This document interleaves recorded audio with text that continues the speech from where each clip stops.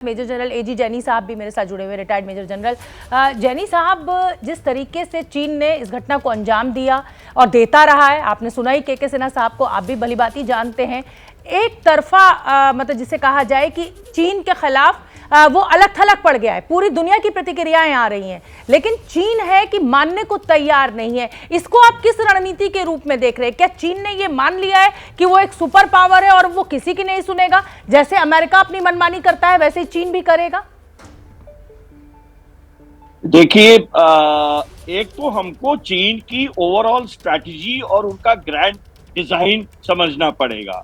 ये हमें समझ में तो आता है, लेकिन वो जो उसके ऊपर में हम अमल कैसे कर रहे हैं वो मैं बाद में आपको बताता हूँ। मुझे थोड़ा सा 30-40 सेकंड दीजिए। चीन की मेन स्ट्रैटेजी है सलामी स्लाइसिंग, धीरे धीरे 2 स्टेप फॉरवर्ड 1 स्टेप बैकवर्ड, इधर ले लेना, उधर नोच लेना, उधर काट लेना, उधर छीन लेना।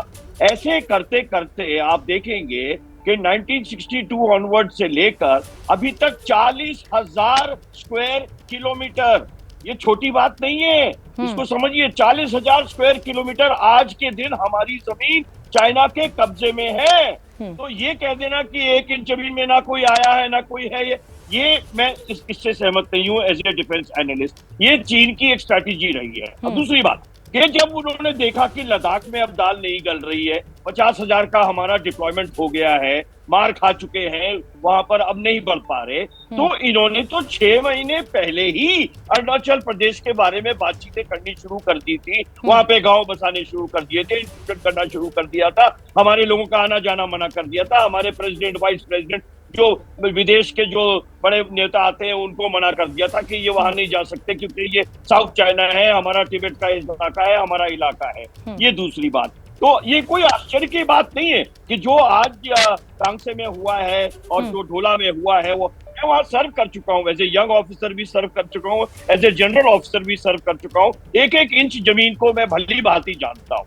मेरा झगड़ा देखिए किस बात पर है, 1 सेकंड 2 सेकंड और दीजिए। मेरा झगड़ा इस बात पर है, और ये समझने की बात है, ये बड़ी सटीक बात है कि हम हमेशा जब चाइना इंकर्जन करता है हम बोलते पर्सनल डिफरेंस, जब वो इंट्रूजन करता है हम बोलते हैं परसेप्शनल डिफरेंस, जब वो इंकर्जन करता है हम बोलते हैं perceptual difference. Incursion, intrusion, ingression, मेरे लैंग्वेज में ये अग्रेशन है। अग्रेशन हमारी जमीन पर, जमीन पर हमला है। तो क्या करें?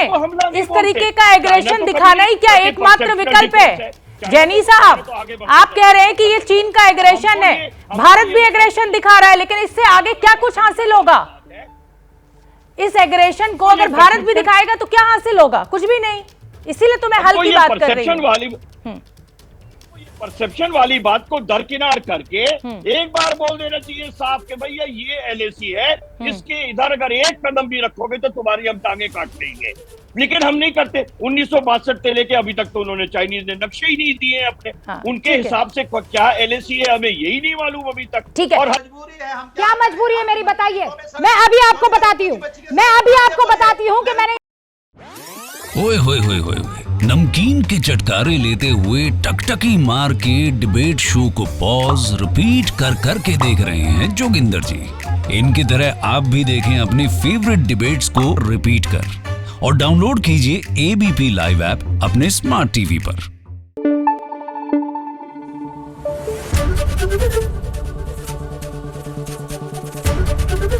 एबीपी न्यूज आपको रखे आगे।